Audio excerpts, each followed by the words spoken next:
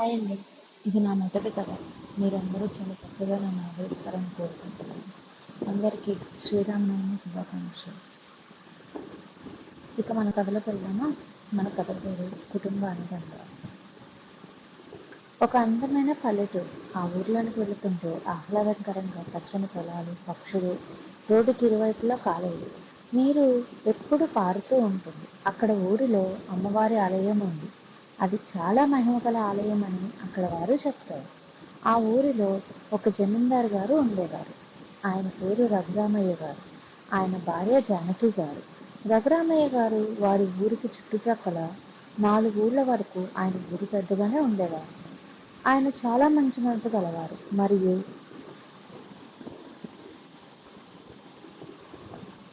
ఆయన ఆ ఊరికి వైద్యశాలలు మరియు పాఠశాలలు కట్టించారు. ఆయనకు 2 అబ్బాయిలు, ఒక అమ్మాయి. అమ్మాయి అంటే అందరికీ ఇష్టం.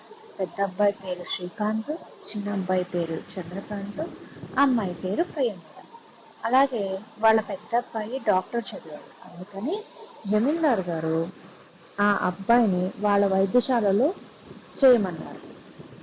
దానికి శ్రీకాంత్ సరే అని చెప్పి వాళ్ళ ఊరిలోనే చేస్తున్నారు. ఆ అబ్బాయికి అక్కడే వారి ఊరిలో ఉండే రామకృష్ణ శశికళ గార్ల అమ్మాయిని శ్రీలీలను ఇచ్చి పెళ్లి చేశారు.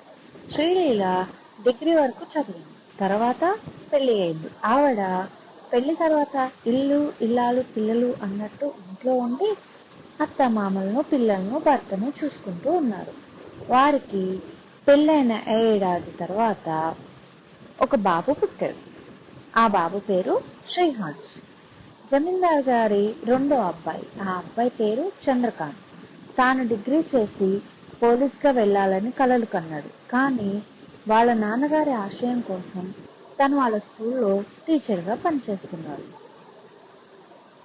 ఆ అబ్బాయికి వారి ఊరి ప్రక్కన రామాపుర గ్రామంలో క్రాంతి అమ్మాయి అనే అమ్మాయిని ఇచ్చి పెళ్లి చేశారు.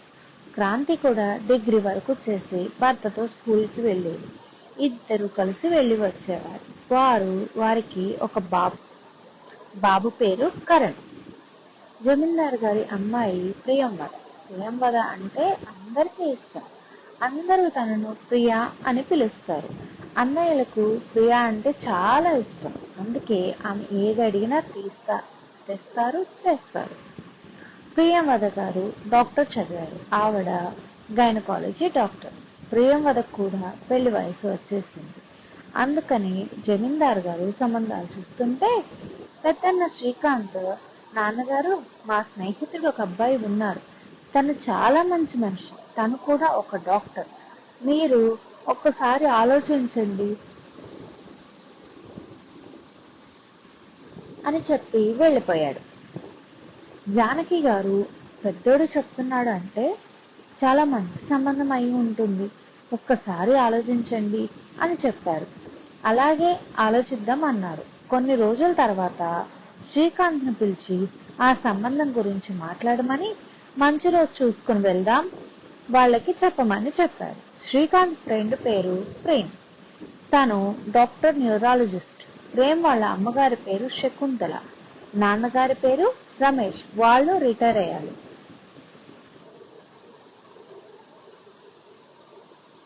వాళ్ళు చాలా మంచివాళ్ళు. శ్రీకాంత్ సంబంధం గురించి చెప్పగానే చాలా సంతోషంగా ఒప్పుకున్నారు. అలా ప్రేమ్ ఒకరికొకరు బాగా నచ్చారు. ఇద్దరు అన్నలు చాలా ఇష్టంగా పెళ్లి చేశారు. తర్వాత అదే ఊరిలో ప్రేమ్ వాళ్ళు సెటిల్ అయ్యారు. ప్రేమ్, శ్రీకాంత్, ప్రియంవద ముగ్గురు కలిసి హాస్పిటల్ చూసుకుంటున్నారు. ఇక చంద్రకాంత్, క్రాంతి ఇద్దరు స్కూల్ చూసుకుంటున్నారు. జమీందార్ గారు మరియు ప్రేమ్ వాళ్ళు కలిసి 2 విల్లాలు తీసుకొని అందరూ వాటిల్లో ఉన్నారు. అందరూ సంతోషంగా ఊరికి ఎప్పుడు సహాయం చేస్తూ ఉంటారు. అలా సంతోషంగా ఉన్న రోజుల్లో ఒకరోజు ప్రియంవద హాస్పిటల్కి వెళుతుంటే ప్రియంవదకు కళ్ళు తిరిగి పడిపోతుంటే ప్రేమ్ పట్టుకొని ప్రియా ఏమైంది అని తీసుకువెళ్ళి సోఫాలో పడుకోబెడతాడు. Thank you all. ఇది నా మొదటి కథ. మీరందరూ ఆశీర్వదిస్తున్నారని, ఆదరిస్తారని కోరుకుంటున్నాను. Thank you so much. Thank you all.